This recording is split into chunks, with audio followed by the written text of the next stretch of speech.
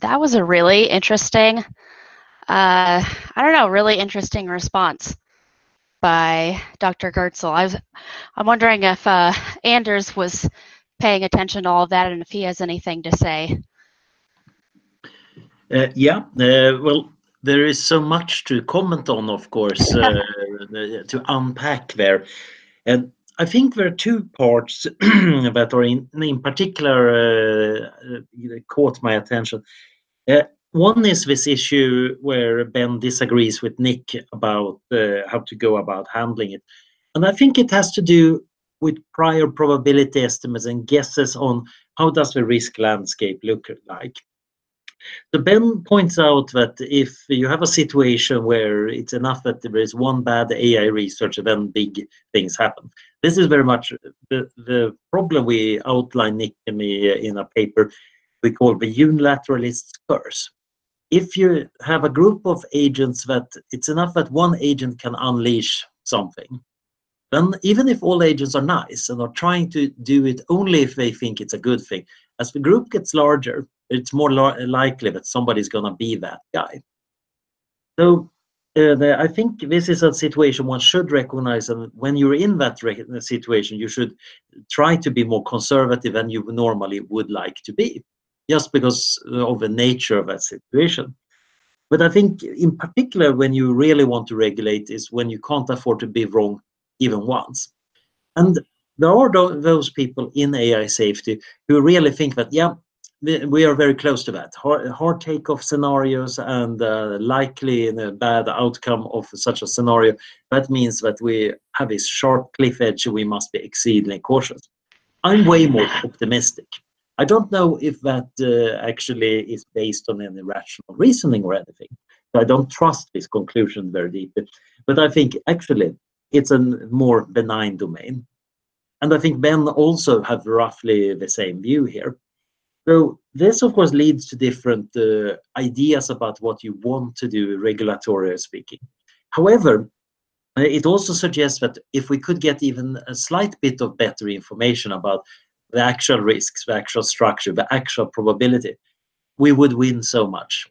So I think that is another reason to really, really pursue this. Then another interesting point he made very briefly was the resource constraints that have shaped the brain. Once you're free of them, you might reshape it in a lot of other ways. Again, just to mention a paper I wrote with Nick, we did one about human enhancement where we looked at evolutionary medicine as one guide to try to see where evolution really might have constrained us. And those are the areas where we might then find ways of unconstraining us in a constructive way. There might be other domains where it's going to be very hard to fix things. For example, I think even uploads are going to have to run sleep simply because our memory consolidation is so based around that, which would be tremendously annoying from some perspective. But on the other hand, yeah, it's going to take a lot of reverse engineering to get there. So that was just two main points on Ben's enormous discussion. Interesting bit there about whole brain emulations and sleep. You know, that's one of the things I actually happened to think about, which was if you have the freedom to change the way that you change synapses, if you look at what sleep is actually trying to accomplish, if you've got your consolidation and you've also got the, say, in REM sleep, bringing up older memories and mixing them in and doing some kind of interleaved learning and that sort of thing, there are alternative ways to do that. And for one thing, it certainly doesn't have to take quite as long as it normally does. So I imagine that there may be ways of getting around those sorts of limitations. I totally agree, but it's going to be a lot of tinkering. Absolutely. And that's where, yeah, I mean, Ben is absolutely right, of course, that it's much easier to come up with an artificial intelligence of, you know, that is free to develop in whatever algorithmic method it likes to get it to self-improve faster than an evolution, a patchwork that was evolved like the human brain.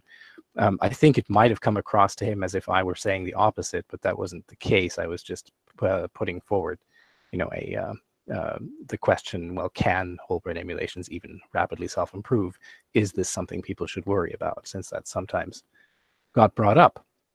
Mallory, how did you want to proceed? Do you want to take a question from the audience first, or how would you like to go? Yeah, we do have some questions from the audience that I'd like to ask.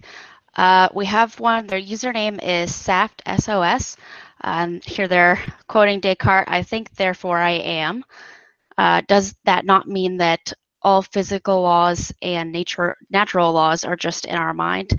And I think maybe what they're trying to say is our interpretation of physical laws limited by our biological brain? And I also like to tack on to that, how do you think that will change if we were able to have a whole brain emulation and possibly merge that with AI? How would physical and natural laws then be interpreted? Yeah. So this is, of course, familiar territory for most introductory philosophy courses, where people start getting confused. Quite a lot of people naturally think that, oh, there's nothing problematic with my perception. I'm seeing reality as it is. And at this point, the gleeful philosopher will start bringing up optical illusions and examples from quantum mechanics. But at the same time, I think David Deutsch has an interesting point in his book, The Beginning of Infinity, where he points out that the reach of our minds is way bigger than what you would expect from most evolved systems. We actually have some mental tools that allow us to actually get explanations that work over shockingly large domains, even though we don't have direct access to them. When we talk about the distribution of galaxies in the universe, in many ways, we can't see the galaxy. We can only see them if we use telescope. So in some sense, nobody has ever seen the Virgo cluster because you can't see it with the naked eye if you're a human.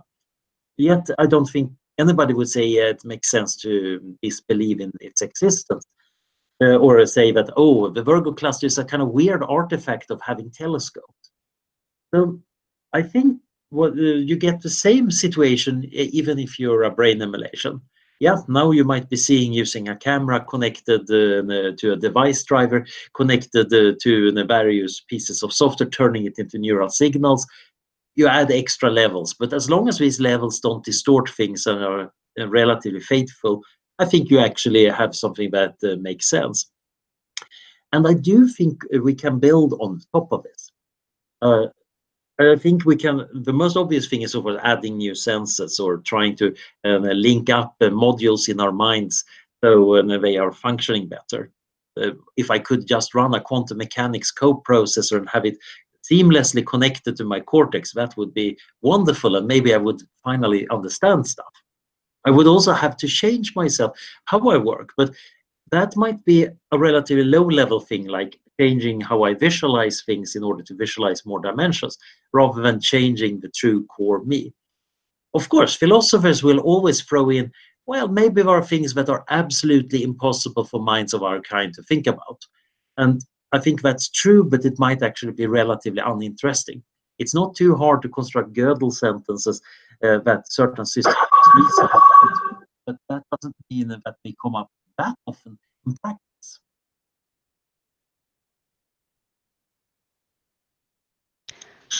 Would anybody Yeah, I else think like to answer that? I kind of want to jump in on that just because it's a good point you brought up, that it's interesting that our brain can handle things.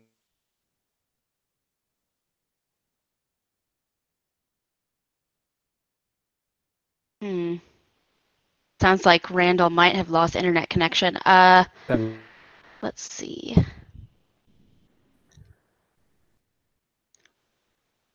Hmm.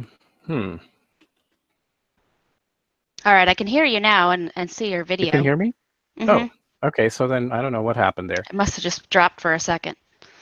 I was just trying to say, to expand on what Anders said about the brain being able to deal with things that it wasn't originally evolved for.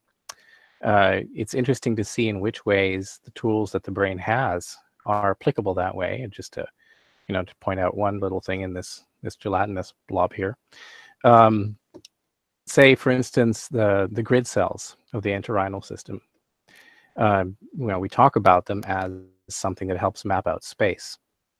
But the same part of the brain, it feeds right into the hippocampus, also as a task, as in humans, it just generally manages to store new episodic memories, new conceptual memories, concepts.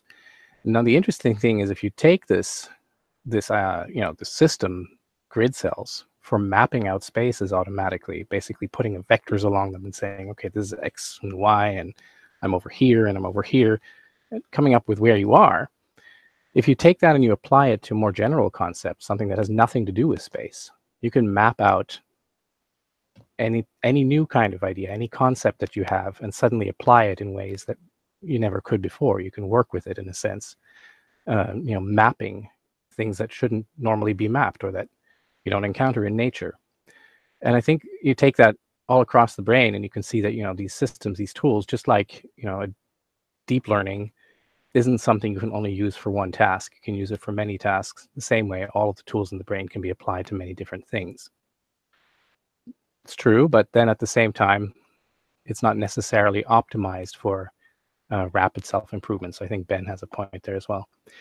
One thing I wanted to address briefly, because Ben has a certain style, how he expresses his opinion on these matters, is he often makes a very good and positive statement. He'll say something that he really hopes is the outcome. So we hear a lot of very positive scenarios from Ben. And in fact, both sides, of course, want us to end up in the same type of outcome, a good outcome, whatever that good means. It's just that for some reason, the methods that they advocate are very different sometimes. And a lot of this has to do with trying to understand what the probability of certain outcomes are. And those probabilities are influenced by where you begin. So Anders already mentioned that, your bias, and perhaps by intuition, which is, of course, again, biased by your experiences and by your emotional attachment to something. So it's really a problem of clear probabilities lacking in this case, and we don't really know which scenarios are going to happen. Maybe this is just a sign of how early this field is, how young this field is still. But I do think one point that Ben makes is very interesting. He brought this up in his paper in 2015 as well, the one that I think I might have mentioned somewhere. That we may need artificial intelligence, or artificial general intelligence, to guard against some of the bigger risks that we run into because of the way humanity goes about things. We'll talk about how an AI might want to follow a certain goal and keep on improving towards that goal, even if it has to consume all the resources in the universe. You could make a very similar argument for humans. We're still based on a system that evolved 2 million years ago, and we're about to use up all the resources of the Earth in order to try to keep doing that, because that's what we were programmed to do. We may also be stuck with the same utility function and following it, and we may be running a great risk of doing damage to ourselves in the process. Now, again, this isn't, I don't know if that's really what's going to happen, but this is part of the argument that Ben is making. Humans are not rational actors. We're not necessarily picking the best outcome all the time. AI may be more rational than we are. So it's entirely possible that developing that as quickly as possible may be something that saves us from a risk that is more immediate or bigger, because we keep on not having a good chance at comparing these probabilities, than the likelihood that AGI itself will somehow be an agent that takes us down. I don't know if I agree with his point of view more, or if I agree with Nick Bostrom's point of view, but I'd love to hear Anders kind of give this a shot. Yeah. I've been thinking a lot about what can we do to do the research right, because we, as you said, we need to get the probabilities right, but we might also want to get the values right. So in my current project, this big book about the long-term future of humanity, one of the parts that I'm still working very hard on, and that is tough to work on, is, of course, what values make sense in the universe. And what would rational actually mean? Because yes, we're definitely not rational right now. But just like the hippocampal place cells allow us to handle spaces of quite arbitrary shape, our minds are actually able to handle quite a lot of different models of rationality and thinking. It's just that we're not super good at some of them yet. So it seems to me that one way of making progress on both of these kind of tough problems is one is to look at toy problems. You take a stylized small problem. So this is how you might help AI safety move forward. You demonstrate that here is a little grid world situation and you want your agent to behave itself in a certain way. Can you program it to do it? And that's useful not just to entice software engineers to realize that actually it's harder than they think to make AI safe. But it also is a good way of revealing tricky problems, learning about the size of the problems, and learning about what other questions you want to do, because typically you need to refine this as people find ways around what you wanted to do. There is another side, and that is the empirical research. You actually want to go out in the world and actually watch real situation, because that keeps you honest.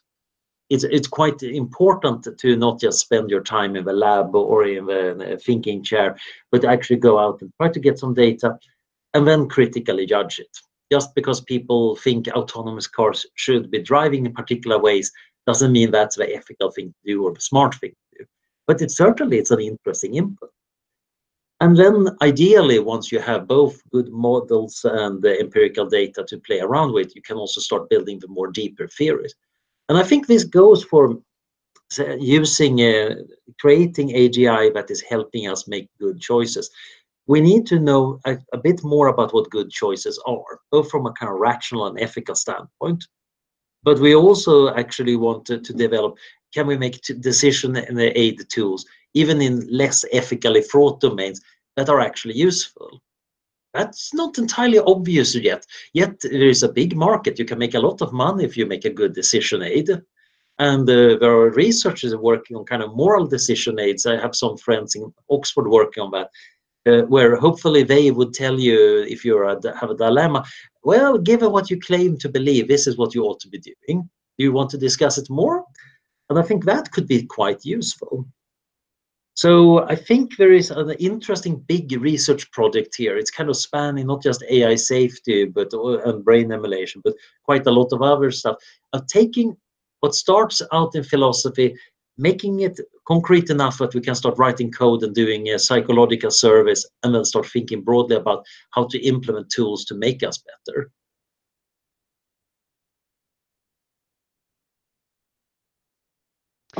All right. I think that was a great answer. Next, we have a question from Dean Horak, and it's actually one of my favorite questions to talk about. He says, assume we have substrate-independent minds available on some digital whole brain emulation platform. It would seem that accessing someone else's memories and experiences and thoughts would be nearly as effortless as accessing our own. Given this scenario, wouldn't we eventually lose our individual identities and ultimately become like a hive mind? Well, I think to some degree we have already created tools to access, yet we actually deliberately create walls. In some sense, internet allows any computer on the internet to talk to any other computer. But it's not just that I can't get your data out of your computer, but we also deliberately create structures like web pages or Google Hangouts to actually shape it. Because having everything in a big pile is not very useful. My memories are only useful because I did make good association in relation to my current experience, etc. And if you had your memories and my memories, sometimes, of course, they would overlap in a resonant way, but quite often it would probably be just arbitrary. So we want selectivity, we want filtering, and that is probably what it's going to mean that hive minds are probably going to be more limited than they think. In fact, you can compare to economics.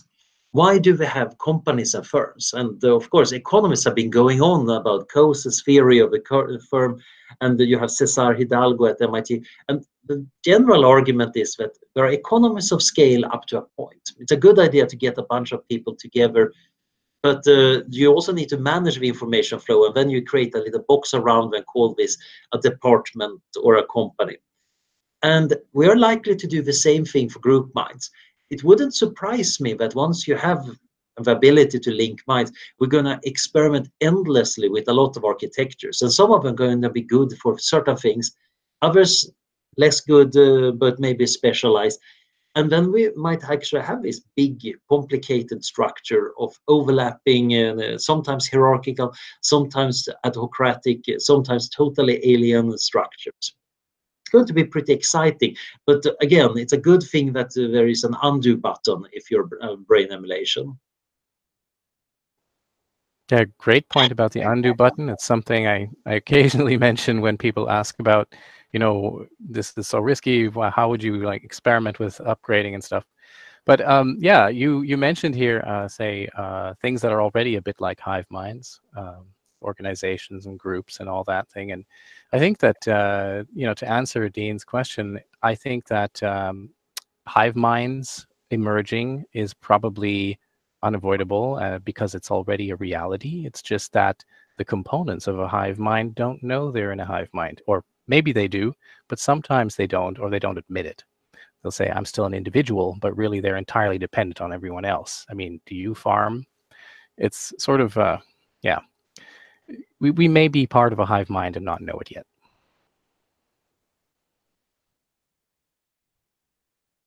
That was great. I definitely see it that way, that we are already kind of interconnected in a certain way due to technology and social media, and whole brain emulation will just exacerbate something that's already happening. But also the problems of social media actually give us a very good inkling of that. Just connecting everything completely, that's not very good. We actually want to create the right kind of structures, and finding the right kind can turn out to be amazingly hard, while the underlying technology is relatively simple. But then if you're taking social media as the example, then maybe it's also demonstrating that it takes a certain amount of trial and error and learning, because we had no idea what this would be like before we got into it. We didn't know what the internet was going to spawn, and we certainly didn't know anything about social media back in the 80s, 90s, or before. So it would have been very difficult to think ahead and say, when we design social media, what should the boundaries be? I totally agree. There is this general problem that the world is much more complicated than our minds.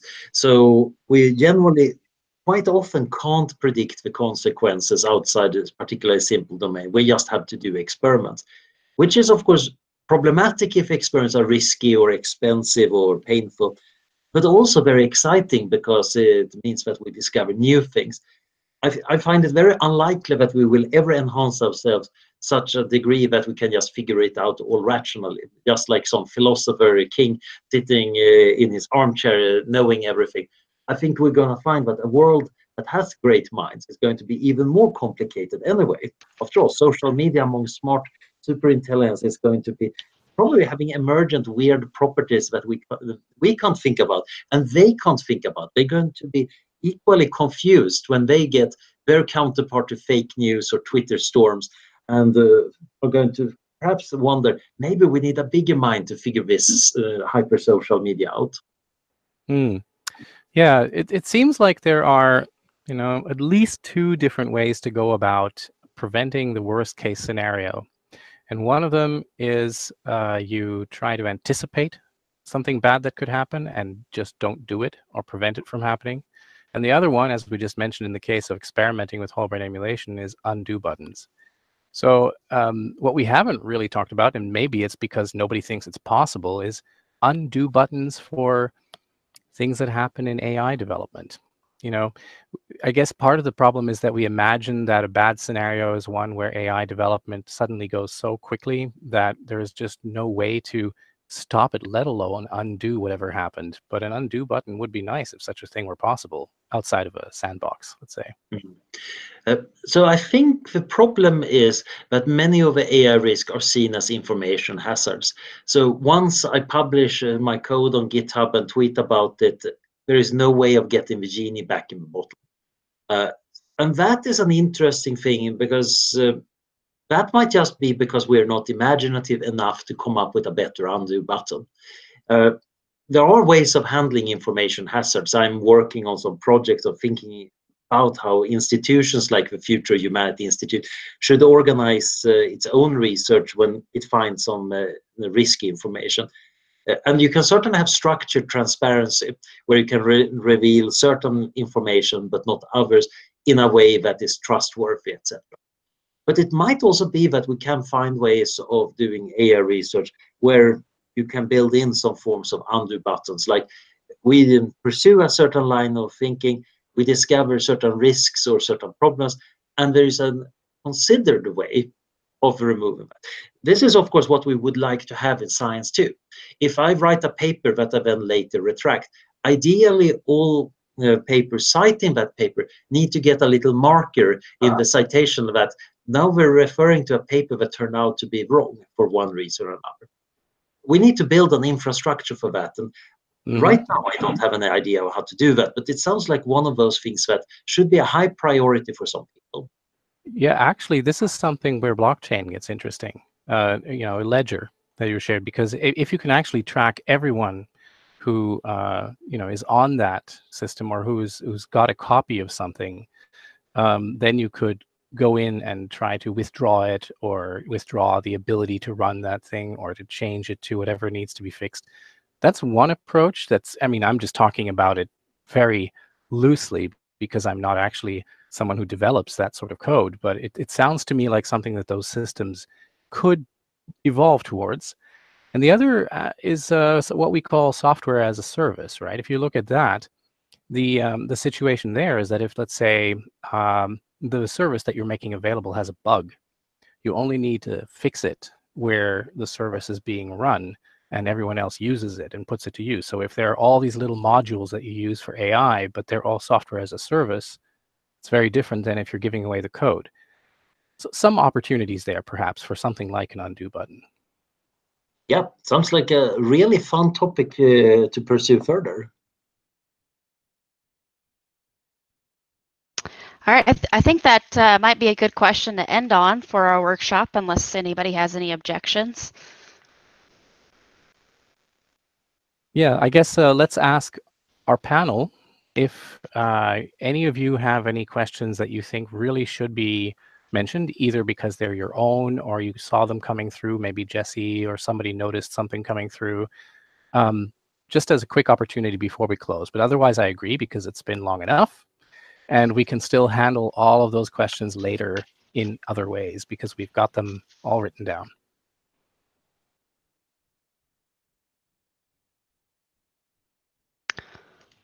Doesn't sound like it.